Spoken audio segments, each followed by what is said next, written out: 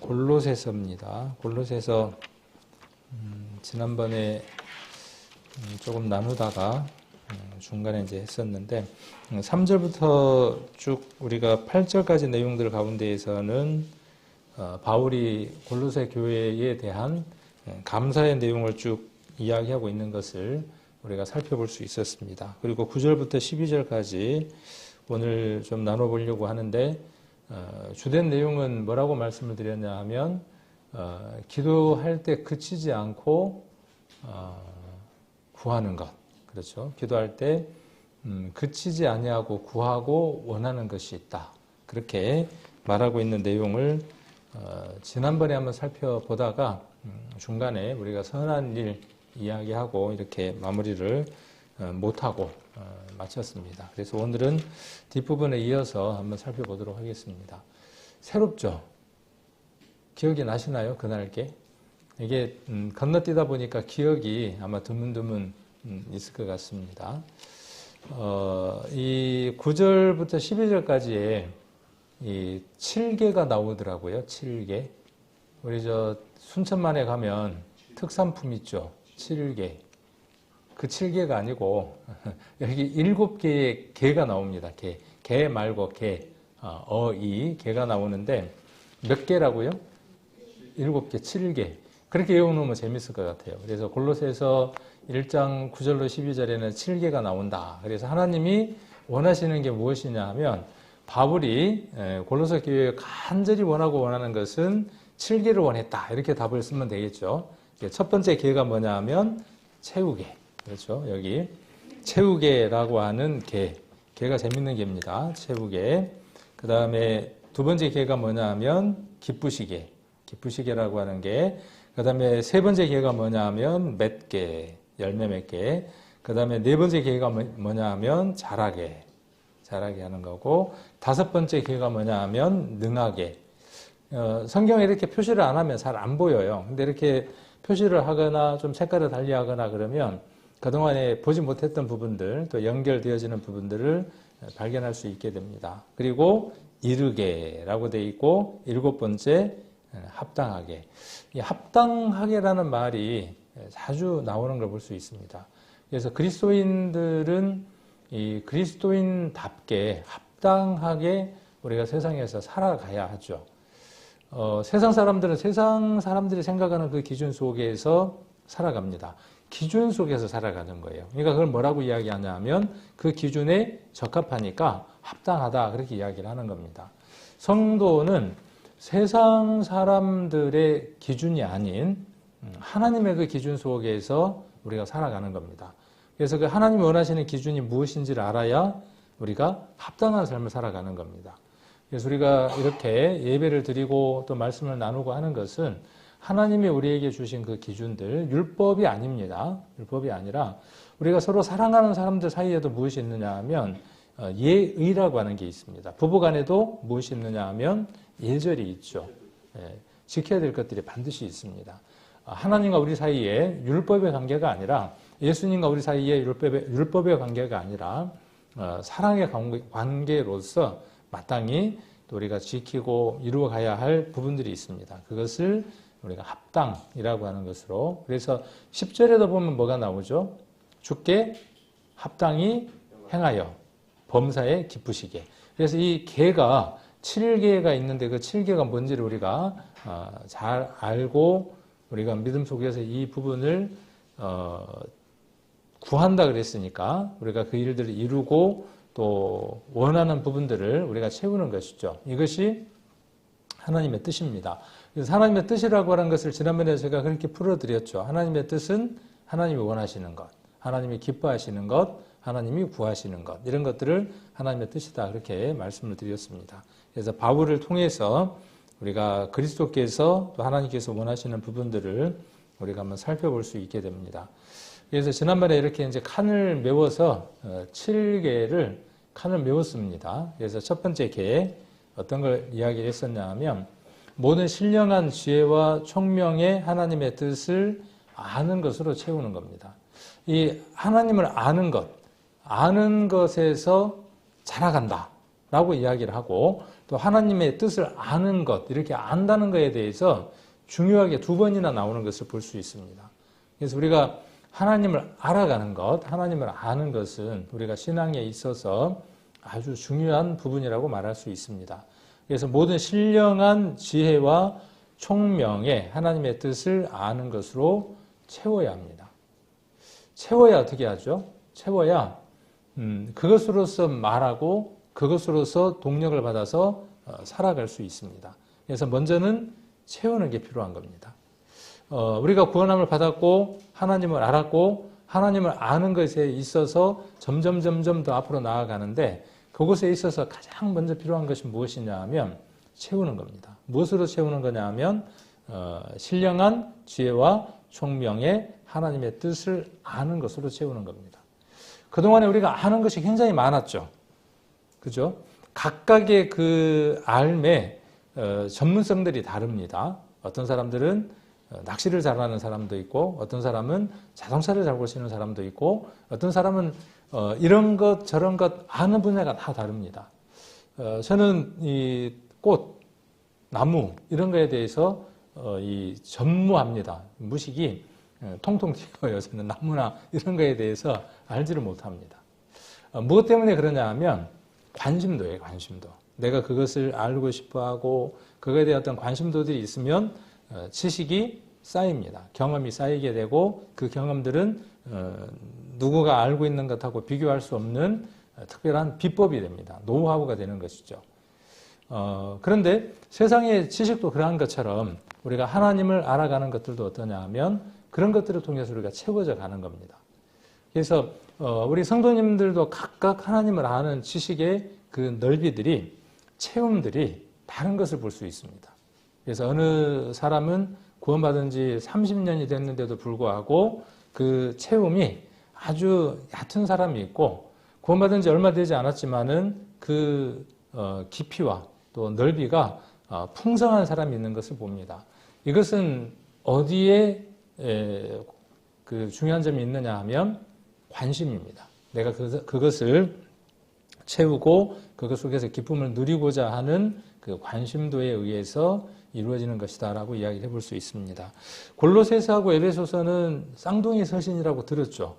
두 개의 내용에 거의 유사한 내용들을 많이 다루고 있다 그랬는데 이 부분에 대한 것 에베소서 1장을 한번 보겠습니다. 1장 7절입니다.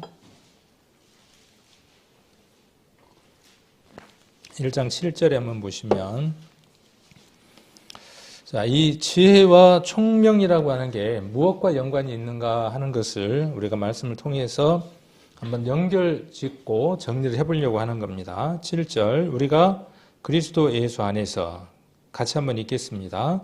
그의 은혜의 풍성함을 따라 그의 피로 말미암아 구속 곧 죄사함을 받았으니 이는 그가 모든 지혜와 총명으로 우리에게 넘치게 하사 그 뜻의 비밀을 우리에게 알리셨으니 곧 그 기쁘심을 따라 그리스도 안에서 때가 찬 경륜을 위하여 예정한 것이니 하늘에 있는 것이나 땅에 있는 것이나 그리스도 안에서 통일되게 하려 하심이라.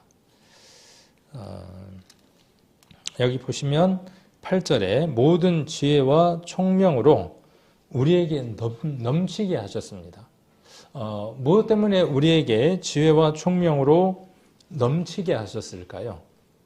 앞뒤 구절이 그 내용에 대한 핵심입니다. 우리에게 이 지혜와 총명으로 넘치게 하시려고 하는 이유는 어디에 있느냐 하면 그 뜻의 비밀을 우리에게 알게 하기 위한 겁니다.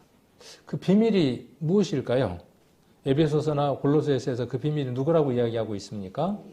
예수 그리스도입니다. 우리는 이제 그분이 비밀이 아니죠. 그 그리스도에 담겨져 있는 비밀은 7절에 나와 있는 대로 무엇입니까? 그 비밀은 무엇이냐 하면 7절 우리가 그리스도 안에서 이 에베소서라든가 바울의 서신서 안에 이 아내라는 말이 굉장히 많이 나옵니다. 남편이라는 말이 아니고 아내라는 말 그렇게 읽으시면 안 되죠. 무엇 아내 그 말입니다. 속에 그런 뜻입니다. 제 발음이 지금 어떻게 들리느냐 하면 아내라고 들려서 제가 잠깐 그렇게 이야기를 했습니다. 그래서 여기 그리스도 안에서 이 얘기가 굉장히 중요합니다. 우리는 그리스도 밖에 있으면 아무런 가치가 없는 존재입니다. 우리를 그리스도 밖에서 그리스도 안으로 옮기기 위해서 그리스도께서는 값을 치르셨습니다.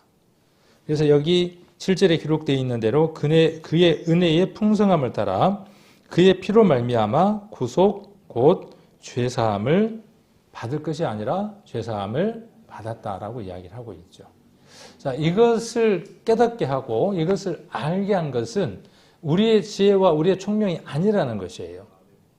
우리가 열심히 전도집회 때 참석을 했더니 내가 마음을 열고 머리를 탁 열고 말씀을 들었더니 그때 이 말씀이 내게 깨달아진 것이 아니라 그것을 깨닫게 하고 알게 하고 믿게 하시는 분은 누구시라고 말씀하고 계시느냐 하면 바로 그분이라는 것이죠. 그러니까 그분이 모든 것을 이루시고 그 모든 것들을 우리에게 또한 믿게 하신다는 거죠. 그래서 우리에게 이 믿음이 이루어진 것은 내 지혜나 총명이 아닌 그분의 지혜와 총명으로 말미암은 것이라는 것이죠. 그런데 그것은 구원과 구속 그 속에 또 그것으로 말미암는 많은 비밀들이 더 있다는 것이죠. 그래서 지금 골로새서에서는 그것을 더 채우기를 원한다 그 말이에요. 성경을 읽으면서 지혜와 총명으로 하나님의 뜻이 지난번에 하나님의 뜻이 굉장히 많았었죠. 기억나십니까? 맨 첫 골로새서 이야기할 때 하나님의 뜻에 대해서 많은 것을 배웠죠. 더 많을 겁니다. 더 많은 것으로 채워가는 것이죠. 그래서 그 뜻을 아는 사람은 알지 못한 사람보다 더 많이 하나님에게 기쁨을 드리는 자로 살아가겠죠. 자, 그래서 채우는 것이 중요합니다. 채워야만 하는 것입니다. 어디를 한번 보느냐 하면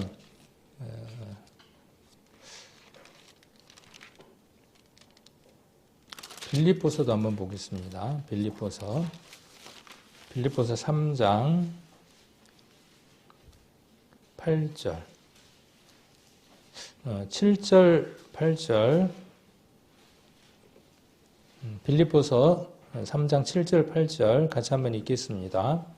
그러나 무엇이든지 내게 유익하던 것을 내가 그리스도를 위하여 다 해로 여길 뿐더러 또한 모든 것을 해로 여김은 내 주 그리스도 예수를 아는 지식이 가장 고상함을 인함이라.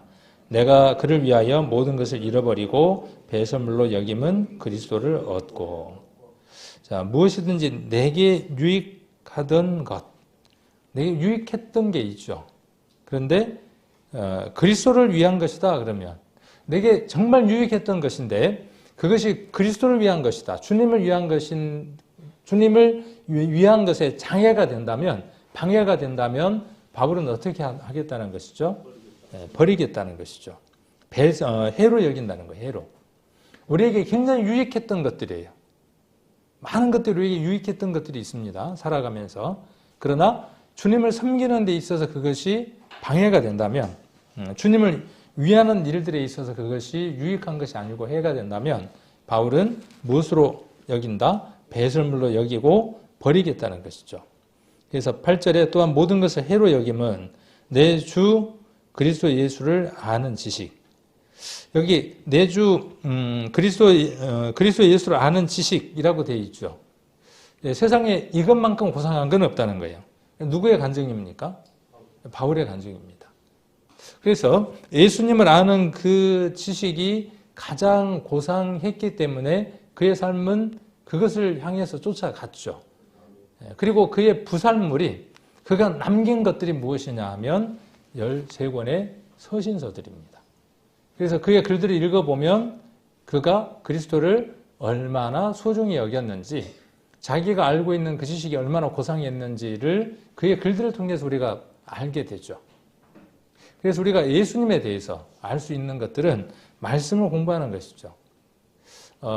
오늘 읽었던 말씀이 며칠 지나서 아니면 몇 년 후나서 그 말씀을 읽으면 또 다시 내게 다른 부분들이 들어옵니다. 내가 알고 있었던 경험과 내가 알고 있는 성경들과 많은 것들이 넓어지면 넓어질수록 성경 말씀은 더 깊이 더 넓게 말씀들이 이해되기 시작을 합니다. 그래서 똑같은 말씀이지만 그 말씀이 누구 입에 들려져서 전해지느냐 하는 것에 따라서 때로는 정말 그 깊이가 이루 말할 수도 없는 말씀들이 되기도 합니다. 그것은 그 말씀을 얼마나 갈망하고 얼마나 간절히 원하느냐에 달려 있는 것 같습니다. 그래서 여기 나와 있는 대로 우리가 내주 예수 그리스도를 아는 지식이 가장 고상하니까 우리가 이 시간에 지금 무엇을 이야기하고 있는 거죠? 예수님을 아는 지식에 대해서 이야기하는 것이죠. 그러니까 이 시간이 지금 어떤 시간이에요? 가장 고상한 시간입니다. 가장 고상한 것을 우리가 말하고 가장 고상한 시간이 되어집니다. 골로새서 1장 26절.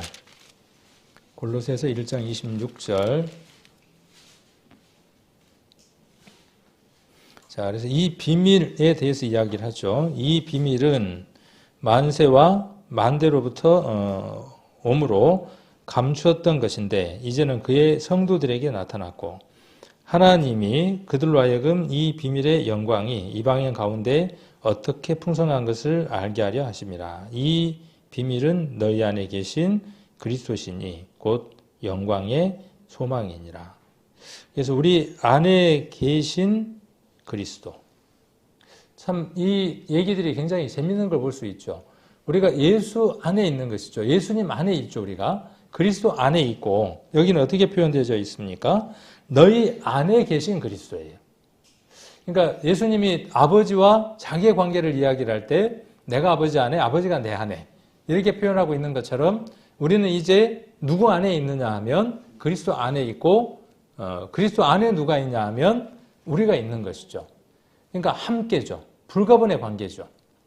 불가분의 관계 속에서 우리가 살아가고 있습니다. 이것이 또한 비밀이기도 합니다. 아주 큰 비밀이죠. 그래서 여기 곧 영광의 소망이다 그랬죠. 그래서 소망이라고 하는 것은 무엇이냐 하면 바라는 바예요. 바라는 바. 우리가 믿고 구하는 바. 끝까지 바라는 바가 무엇이냐 하면 소망입니다.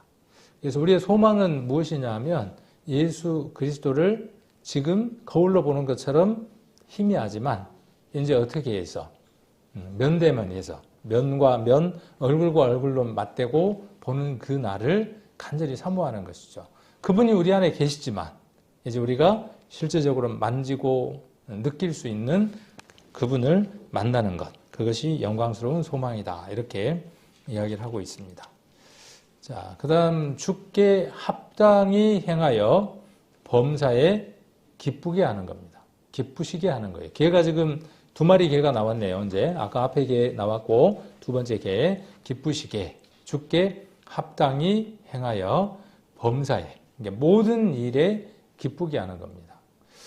초대 교회 안에 이 관용어라고 이야기를 하는데 우리 보면 격언처럼 쓰는 게 있죠. 우리 예를 들면 아침 일찍 일어나는 새가 일찍 죽는다. 뭐 이런 말이 있잖아요. 그런 말 아닌가요? 아침 일찍 일어나는 새는 굶어 죽지 않는다. 뭐 이런 거잖아요. 먹이를 먹을 수 있다. 이런 것처럼 우리에게 쓰이는 통용된 어떤 격언이 있는 것처럼 1세기 때 예수님 그 이후 시대의 초대교회 안에는 어떤 격언들이 있었냐 하면 주께 합당히 행하라. 합당히 행해야 한다 하는 그 격언이 있었고 또 다른 격언 중에 또 하나가 어떤 게 있었냐 하면 일하는 소의 입을 틀어막지 말아라 하는 격언도 있었대요. 재밌죠? 그런 격언들이 있었대요. 그러니까 그건 뭐냐면 그 시대의 상황들을 반영하고 있는 내용들이기도 합니다. 그래서 지난번에 우리가 한번 살펴봤지만 여러 성경들 속에서 에베소서 4장을 한번 보겠습니다. 에베소서 4장에도 보시면 여기도 초대교회에 사용되었던 격언이 나와 있는 걸 볼 수 있습니다. 4장 1절에 보시면 에베소서입니다. 그러므로 주 안에서 갇힌 내가 너희를 권하노니 너희가 부르심을 입은 부름에 합당하게 행하여 여기도 합당하다라는 말이 나오는 걸 볼 수 있죠. 그래서 이 합당하다고 하는 것은 뭐냐 하면 아까도 서두에 잠깐 말씀드렸지만 어떤 기준들이 있는 겁니다. 그 기준에 들어맞는 것을 가리켜서 우리가 합당하다라고 이야기를 합니다. 또 빌립보서도 한번 보겠습니다. 빌립보서 1장 27절입니다. 1장 27절. 오직 너희는 그리스도 복음에 합당하게 생활하라. 그러니까 이 말은 초대교회에서 누구든 만나면 주고받았던 말이라는 것이죠. 그래서 성도들에게 뭐라고 말을 했느냐 하면 그리스도 복음에 합당하게 생활하라. 이렇게 서로 권했다는 것이죠. 아침 일찍 일어나는 새가 모이를 먹는다. 부지런해야 된다. 우리가 이렇게 서로 권하는 것처럼 초대교회의 모든 성도들은 어떻게 권했느냐 하면 주께 합당히 행하여 범사에 그를 기쁘시게 하라. 이렇게 늘 말하고 권하고 했었다는 겁니다. 또 데살로니가 전서에도 보면 같은 그 격언의 말씀들이 나와 있는 걸 볼 수 있습니다. 데살로니가 전서 2장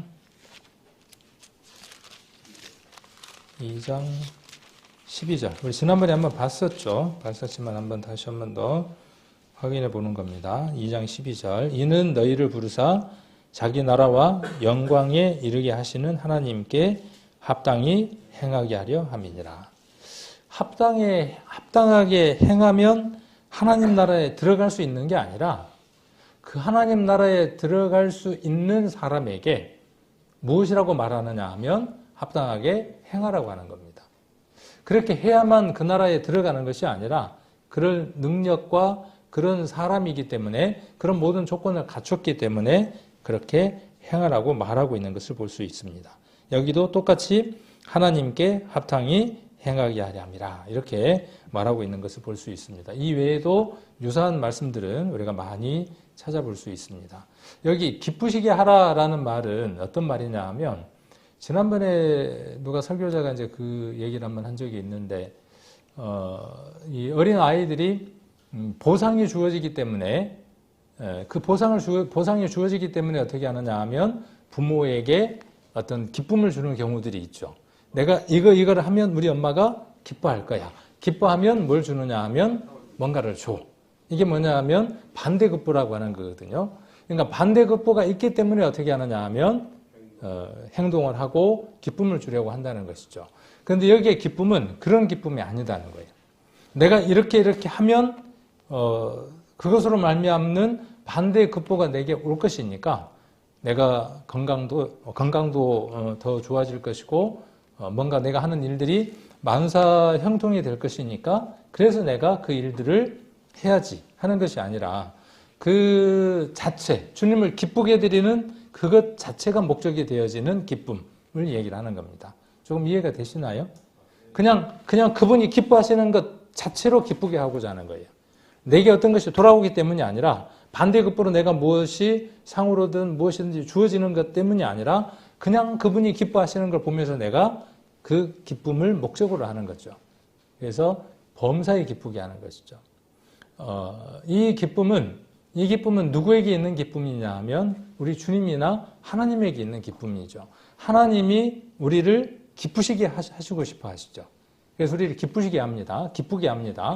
그런데 하나님 우리에게서 뭔가 돌려받기 위해서 우리를 기쁘게 하실까요? 그렇지 않습니다. 하나님은 우리가 기뻐하는 그 자체만으로도 기뻐하시는 분이죠. 그래서 십자가를 선택하셨고 인간의 모습으로 오셔서 죽기까지 자기의 모든 것들을 아낌없이 주신 사랑을 하신 겁니다. 만일 돌려받기를 원했다면 반대급부로 돌려받기를 원했다. 11조를 많이 하게 하기 위해서 뭔가를 열정적으로 살아가게 하기 위해서 뭔가를 하게 하기 위해서 하나님이 그 일을 하시지 않았다는 것이죠. 우리가 구원받는 것, 그 구원으로 말미암는 행복, 그 행복을 바라보고 하나님이 우리에게 구원을 허락하신 것처럼 우리도 동일하게 어떤 것이 주어지니까 내가 교회 생활을 잘하면, 성경을 많이 읽으면, 또 예배 참석도 잘하고, 또 내가 모든 것들을 잘하면 하나님이 기뻐하실 거야가 아니라, 그런 어떤 기쁨이 아니라 우리가 그 주님을 기쁘시게 하는 그 자체를 목적으로 하는 기쁨을 말하는 것입니다. 자, 그리고 세 번째가 모든 선한 일에 열매를 맺게 하는 겁니다. 이 말씀은 지난번에 좀 더 우리가 길게 한번 이야기를 했던 것 같아요. 그래서 에베소서 2장도 이야기를 하고 길게 이야기를 했던 것 같습니다.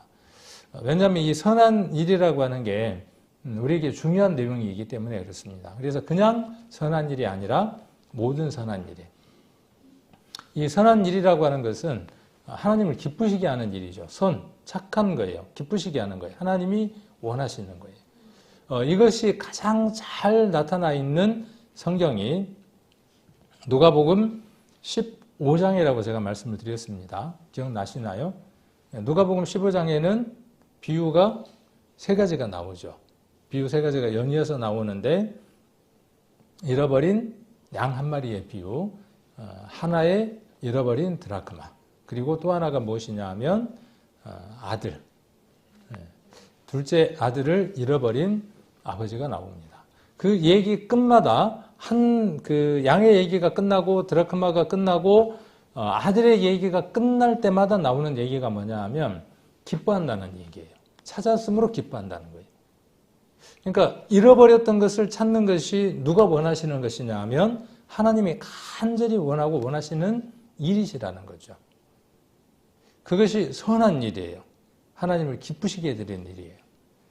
그러니까 우리가 지금 12월 11일부터 전도 집회죠. 맞나요? 11일부터 15일까지가 전도 집회입니다. 막 초조하죠. 걱정도 되고 저만 그런지 모르겠습니다. 이번에 누가 새로운 분들이 오셔야 될 텐데 근데 거기서 좀 더 나가면 이렇게 또 말하시는 분들도 계시더라고. 아무도 안 오는데 전도 집회는 왜 할까?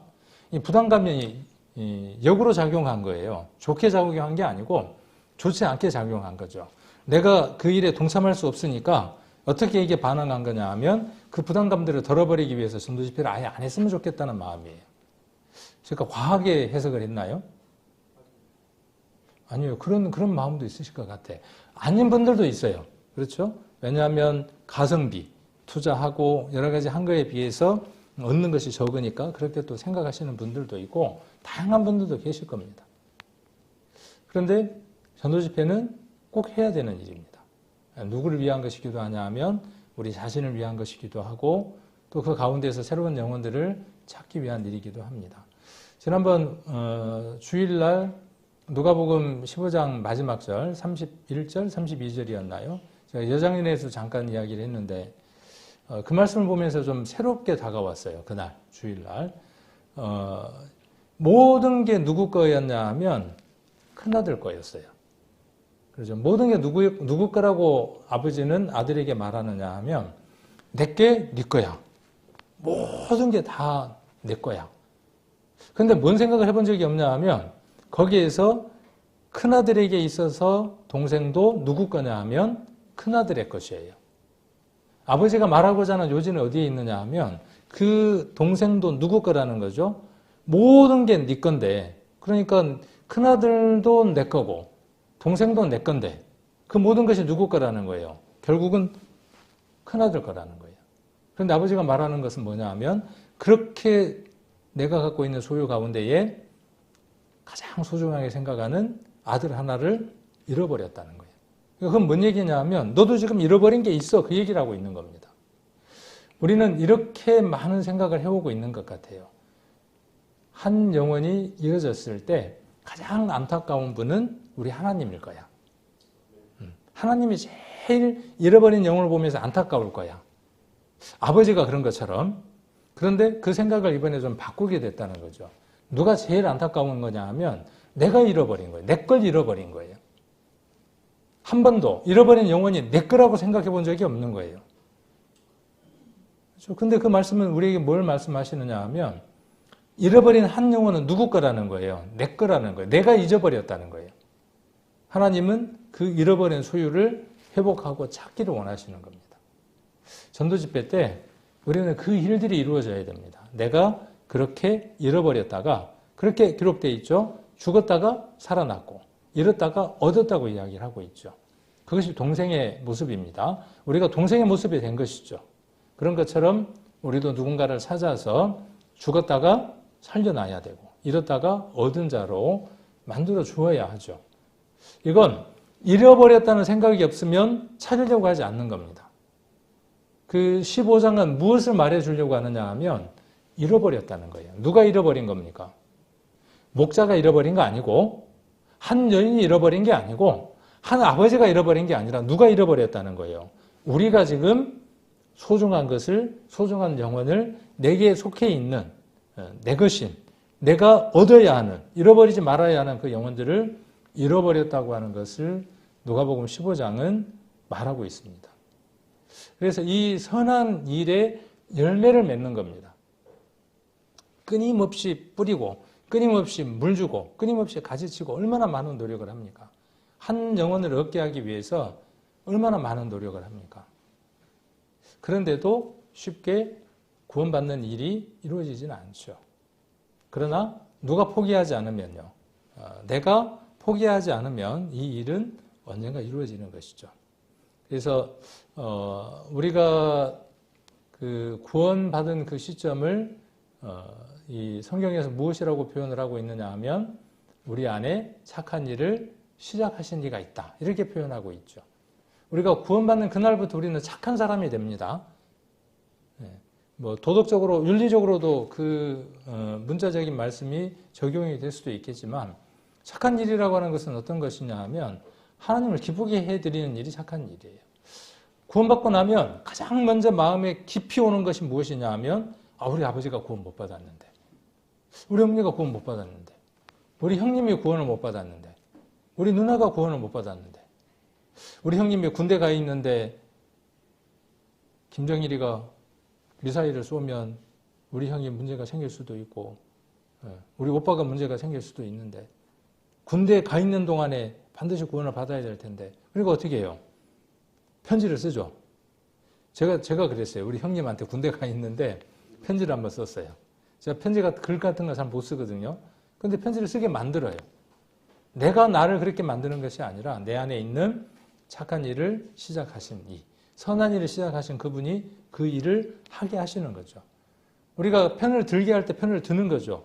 성경을 썼던 많은 대필자들이 그랬던 것처럼 편을 들어야 할 때 그 편을 들어서 적었고, 그렇게 적힌 것들이 우리에게 넘겨져 온 것처럼 우리는 우리들 안에 그 마음들이 식어지지 않도록, 우리가 그 힘들을 밀어내지 않도록 우리가 반응한다면 반드시 무엇을 맺느냐 하면 시간이 지난 뒤에 열매를 맺죠. 지난번에도 잠깐 말씀드렸지만 어떤 씨앗은 불이 나야만 싹이 나는 열매도 있다고 말씀을 드렸죠. 산불이 나서 완전히 산 전체를 다 태우고 나면, 완전히 다 태우고 나면 그 불에 의해서 발화되는 씨앗도 있어요. 그래서 다른 품종이 여기서 올라오기 시작을 합니다. 그 시련 같은 그 불이 있어야만 씨앗이 올라오는 사람도 있어요. 우리가 그것을 누가 알겠습니까? 씨 뿌리는 비유가 그렇죠. 어떤 것이 싹이 날지 모르니까 그냥 뿌리는 것이죠. 그냥 뿌리는 겁니다, 뿌리는.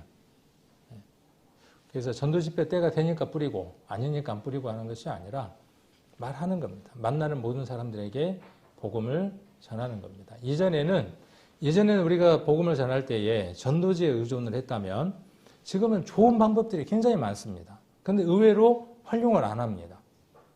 우리 교회 홈페이지가 있고 우리 교회 유튜브 채널이 있습니다. 유튜브에 채널이 있습니다.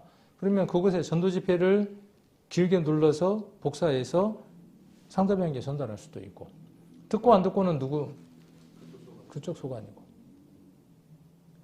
내가 오늘 은혜가 되어졌던 말씀들이 있으면 길게 눌러서 보낼 수도 있고, 혹시 유튜브에 우리 교회 채널이 어떻게 이름이 되는지 모르시는 분, 광영 생명교회라고 치면 나옵니다. 그러면 설교들이 다 분류도 이제 다 돼 있어요. 다 올라와 있습니다. 전도 집회도 보내줄 수도 있고. 그리고 다음에 만나면 커피 한 잔을 사주면서 들어봤어? 뭐가 좀 마음에 와닿았어? 네. 자, 이게 뭐냐 하면 선한 일이에요. 선한 일. 밥도 사주고 힘든 일이 있으면 같이 울어주기도 하고. 근데 그 말 한마디, 그 문자 하나를 보내기 위해서 밑밥들이 어마어마하게 많이 깔려야죠. 시간이 참 많이 소요되는 사람도 있어요. 됐다 싶어서 던졌는데 바다닥 놀래갖고 도망가 버리는 먹이도 있고 물고기도 있고 그렇죠. 아무런 반응이 없는 물고기도 있고 천차만별입니다. 그러나 그 과정 전체가 누가 기뻐하시는 일이냐 하면 하나님이 기뻐하시는 과정이라고요. 전도지 뭐 또 이런 것들 지금은 그것보다는 무엇이 훨씬 더 효과적이냐 하면 그런 영상들을 보내는 겁니다.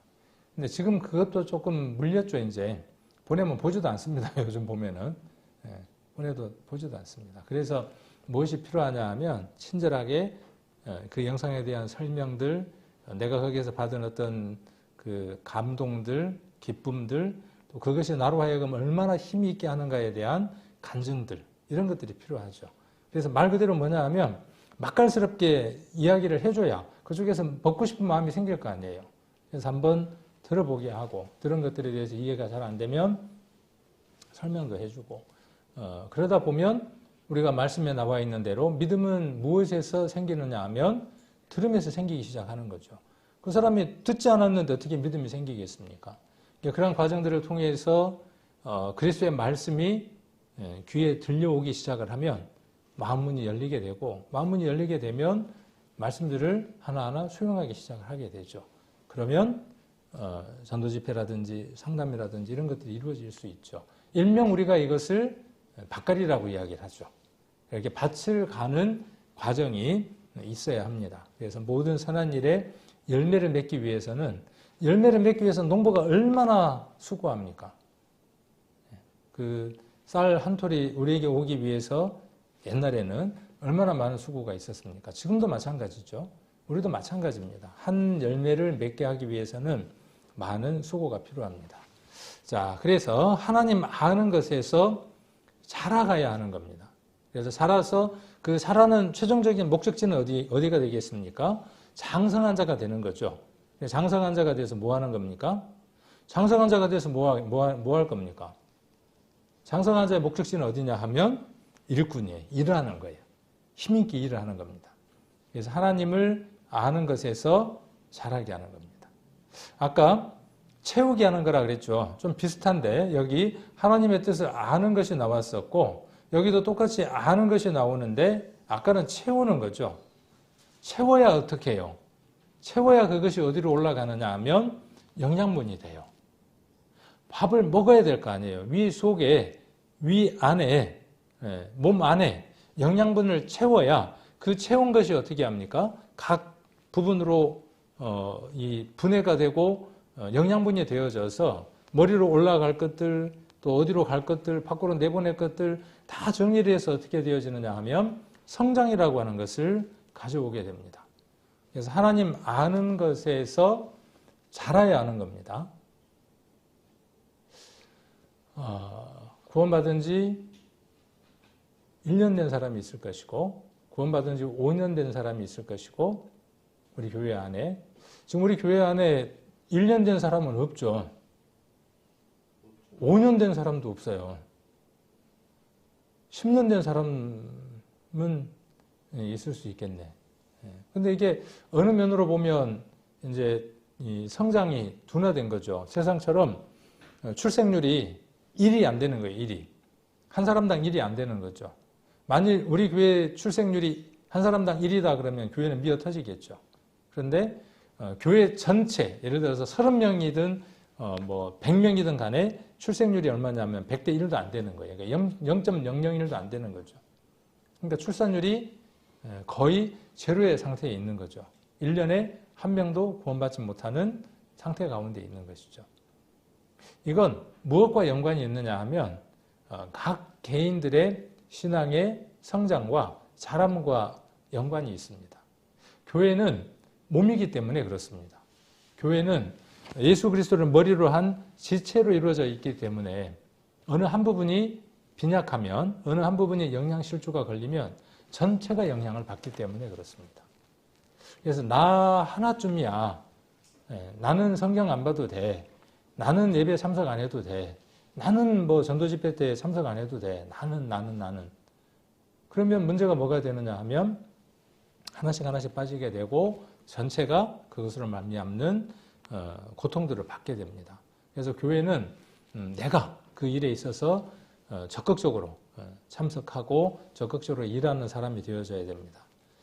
자, 이게 뭐냐면 소두증을 앓는 아이의 모습입니다. 참, 이 부모는 어떻게 했어요? 이런 아이를 가진 부모는 마음이 어떻게 있습니까? 얼마나 마음이 힘들겠습니까? 이전에 제가 한번 교회에서 이거 말씀을 주일날 드렸던 적도 있습니다. 이 소두증에 반대되는 게 뭐냐 하면 대두증이에요. 머리가 원래 머리보다 뇌 안에 용적이 적으면서 이 뇌 크기가 작은 질환을 가리켜서 소두증이라고 이야기를 하고, 뇌가 필요 이상으로 거대해지는 것을 가리켜서 대두증이라 그럽니다. 제가 대두증일까요? 제가 머리가 약간 좀 큰 편인데, 머리가 아니라 얼굴이 좀 큰 편인데, 이럴 때 하는 말이 우리 어머니를 닮아서 닮은 것 같죠? 제가 어머니 닮아야지 누구 닮을 겁니까? 그러면 머리가 큰 건 어떤 문제가 있냐 하면, 머리의 무게가 무거우니까 계속 어떻게 해지느냐 하면 걸으면서 넘어져요. 어린아이들 대두증이라고 하는 질환이 있습니다. 그러니까 걷다가 중심을 못 잡고, 지금 어린애들 크다 보면은 뇌의 무게가 더 무거워요, 아이들이. 그러니까 밑에가 중심을 잘 못 잡는 데다가 머리의 무게가 무거우니까 항상 어떻게 해요? 우리 저기 이제 좀 있으면 주원이도 그거 보겠죠, 이제. 좀 이제 걷기 시작하면 이제 뭐 어디다 갖다 들어받고 넘어지고 그러면서 머리 깨지고 그러겠죠. 주원이 또 하루 하음이 받잖아요. 우리도 그런 과정을 거쳤겠죠. 그런데 그게 정상적으로 머리의 크기는 그대로 있고 하체가 발달해서 중심을 잡아줄 수 있어야 되는데, 하체 크기에 비해서 머리가 큰 거예요. 그러니까 맨날 자빠지고 넘어지고 하는 거예요. 소두증은 뭔 문제가 있을까요?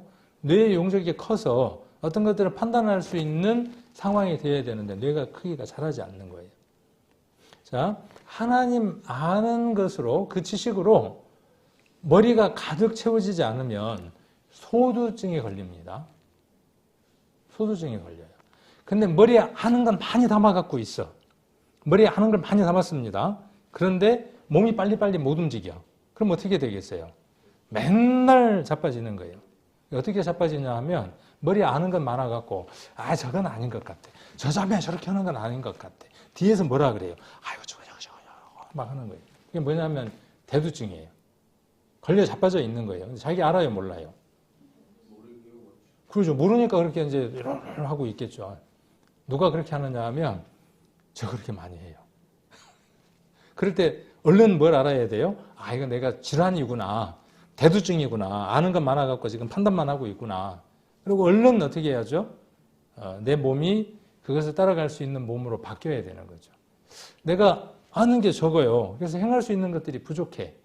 삶의 행동으로 옮길 수 있는 것들이 부족해. 그러면 오늘 이 말씀대로 하나님의 뜻을 아는 것으로 채워야 하고, 그것이 어떻게 돼야죠? 채워진 것이 골고루 몸 안에 분포될 수 있도록 자라게 해야 하는 거죠. 자, 성경 한번 보겠습니다. 골로새서를 한번 보겠습니다. 골로새서 2장.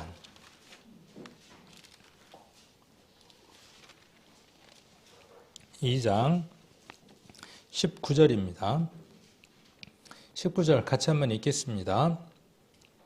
머리를 붙들지 아니하는지라 온 몸이 머리로 말미암아 마디와 힘줄로 공급함을 얻고 연합하여 하나님이 자라게 하심으로 자라느니라. 그러니까 머리가 온전하게 자라게 하는 겁니다. 마디와 마디끼리 다 연결을 해서 공급함으로 자라게 하는 거예요. 그런데 이게 비율이 잘 안 맞으면, 균형이 안 맞으면 어떻게 되느냐 하면 소두증이 되든지 대두증이 되든지 문제가 되는 거죠. 균형을 맞춰야 하는 거죠. 마가복음도 한번 보겠습니다. 마가복음 4장. 이 말씀도 우리가 잘 아시는 말씀입니다. 4장 26절에 한번 보시면, 28절 한 구절만 제가 보겠습니다. 28절. 자, 땅이 스스로 열매를 맺되 처음에는 싹이요.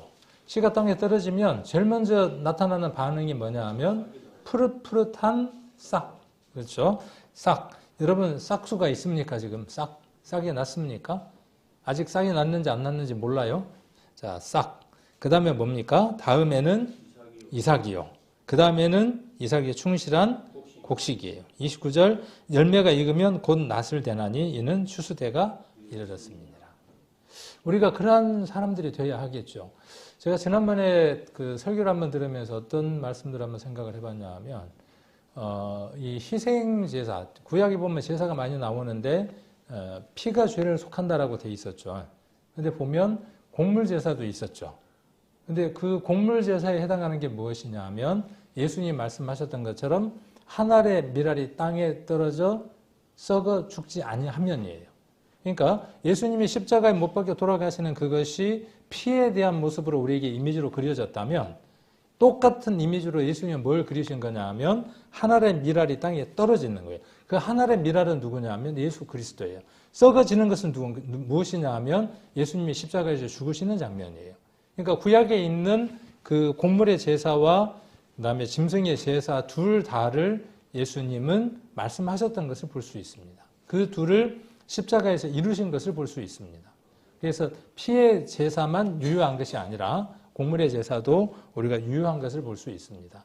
이제 그것이 우리에게서 이제 씨가 되고 그 그리스도의 씨가 우리가 또 다른 어떤 씨가 되고 땅에 떨어져서 죽는 과정을 거쳐야 하는 거죠. 그리고 싹이 되고 이삭이 되고 열매가 되고 추수하는 때가 이루어지는 것이죠. 우리의 또 다른 열매가 있어야 하는 거죠. 우리에게서 나오는 또 다른 낫알들이 있어야죠. 그리고 11절 그 영광의 힘을 쫓아 모든 능력으로 능하게 하시며 자, 그 영광의 힘을 쫓아 모든 능력으로 능하게 한다 그랬어요. 내게 능력 주시는 자 안에서 내가 모든 것을 할 수 있다라고 하는 말씀과 맥이 같습니다. 자, 그의 영광의 힘은 모든 능력의 원천이에요. 자, 그의 힘의 영광은 누구에게 있는 것이냐 하면 그리스도에게 하나님에게 있는 것입니다. 근데 그것이 누구에게 왔습니까? 내게 왔습니다. 내게 온 것이니까 뭐냐 하면 모든 능력입니다. 자, 이 모든 능력은 실제적인 삶에서 어떤 현상을 가져옵니까? 불가능이 없게 하는 거예요. 하나님의 능력은 불가능이 없죠. 우리의 생각과 우리의 경험과 우리의 한계 짓는 그것 때문에 많은 것들이 제한되는 것이죠. 자, 그 영광의 힘이라 그랬어요. 그러니까 인간의 지성으로는 더듬어 올라갈 수 없는 초월적인 영역에서 오는 하나님의 능력을 영광의 힘이라 그랬어요. 영광의 힘. 이 영광의 힘의 대표적인 것이 무엇이냐 하면 하나님이 죽었던 예수 그리스도를 살려내시죠. 그것이 영광의 힘입니다. 그 영광의 힘으로 우리가 무엇을 얻었냐 하면 구원을 얻은 자가 되어졌습니다. 아브라함이 어떻게 그 우상에 찌들려 있었던 집안으로부터 나올 수 있었을까요? 한번 생각해 보셨습니까? 저는 그 창세기를 읽을 때마다 그 장면을 읽을 때마다 이 양반은 어떻게 이렇게 쉽게 나올 수 있었을까? 아버지도 우상을 섬겼고 대대로 우상을 섬겼고 그 모든 지역이 다 우상을 섬겼던 곳인데 어떻게 나올 수 있었을까? 이렇게 이제 묵상을 하다가 단답형으로 답이 딱 나오더라고요. 오늘 이 말씀과 맥이 같은 말씀으로 답이 나오는데 사도행전 7장을 한번 보겠습니다. 사도행전 7장 2절입니다. 7장 2절 스데반이 가로되, 이 스데반의 설교죠. 이 사도행전에 보면 여러 그 믿음의 선진들의 설교가 나옵니다. 베드로의 설교도 나오고 빌립의 설교도 나오고 스데반의 설교도 나오고 바울의 설교도 나오고 야고보 이야기했나요? 야고보의 설교도 있고 여러 사람의 설교들이 나옵니다. 그래서 설교는 이렇게 하는 것이구나 하는 것들을 우리가 사도행전을 보면 알 수 있습니다.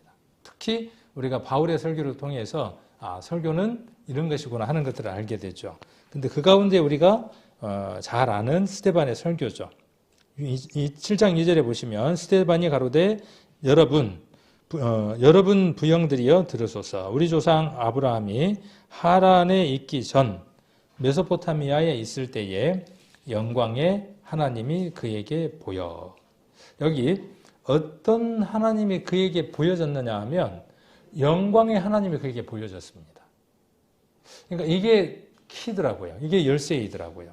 그래서 가라사대 내 고향과 친척을 떠나 내가 내게 보일 땅으로 가라. 그래서 시방 너희들이 거하는 그 땅으로 아브라함이 출발했다. 그렇게 지금 이야기를 하고 있는 것이죠.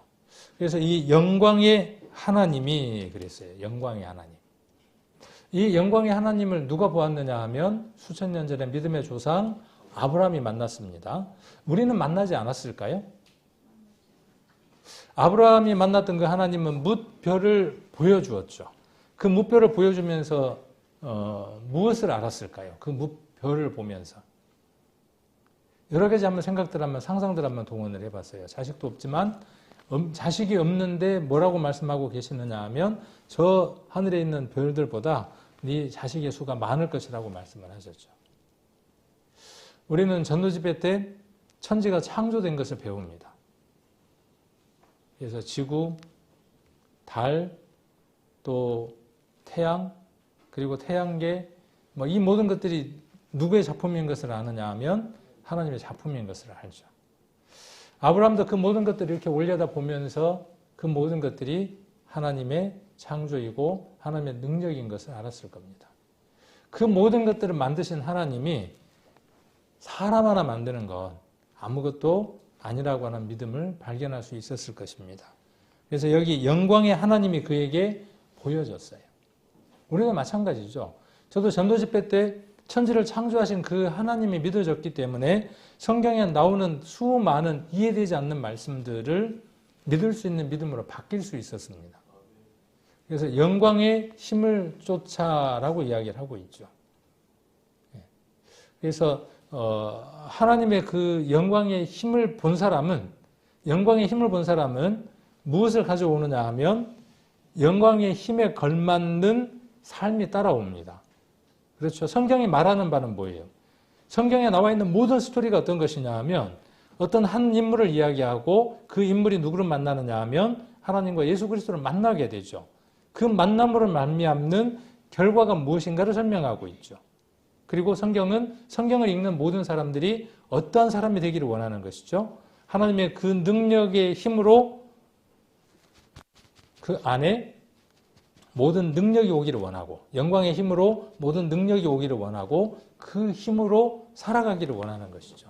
그 힘으로 나타나는 능한 그것이 누구를 드러나게 되느냐 하면 예수 그리스도 하나님을 드러내는 삶을 살게 되죠. 자, 그리고 기쁨으로 모든 견딤과 오래 참음에 이르게 합니다. 이 기쁨이라고 하는 것은 지난번에 한번 카리스마 할 때 설명을 드렸습니다. 혹시 기억이 나실는지 모르겠어요. 카리스마, 카리스라고 하는 것, 은혜 이야기를 했었죠. 그러면서 제가 어떤 성경을 찾았었냐 하면 베드로전서를 한번 보겠습니다. 베드로전서 1장 8절 한번 보겠습니다. 우리 전도집회 때라든지 많이 이야기했던 것이죠. 1장 8절 9절입니다. 베드로전서 1장 8절 9절 예수를 너희가 보지 못하였으나 사랑하는도다. 이제도 보지 못하나 믿고 말할 수 없는 영광스러운 즐거움으로 기뻐하니. 이 기뻐하니가 지난번에 카라. 그래서 카리스마의 그 중요한 단어가 되는 단어라고 말씀을 드렸죠. 그래서 카라라고 하는 것은 기쁨이라는 뜻입니다. 자, 우리에게 기쁨이 왔어요. 어떤 기쁨이 왔습니까? 이전에 우리에게 있었던 기쁨은요, 그 기쁨보다 큰 고난이 오면 이길 수 없었어요. 그렇죠? 우리에게 있었던 기쁨은 그 기쁨보다 큰 슬픔이 오면 그 기쁨은 사라져버리고 맙니다. 자, 그런데 우리에게 온 기쁨은 세상의 어떤 슬픔이 이 기쁨을 막을 수 있습니까? 없습니다. 여러분이 맛본 그 기쁨은 여기 어떤 기쁨입니까? 영광스러운 즐거움으로 기뻐하는 것, 믿음의 결국 곧 영혼의 구원을 받은 것. 이 구원은 세상의 그 어떤 기쁨보다 큰 것입니다. 이 기쁨을 막아버릴 수 있는 어떤 슬픔도 우리에게 없습니다. 죽음이라고 할지라도. 그래서 무엇을 이길 수 있습니까? 여기 견딜 수 있어요. 어떤 것도 견딜 수 있습니다. 그리고 어떻게 할 수 있어요?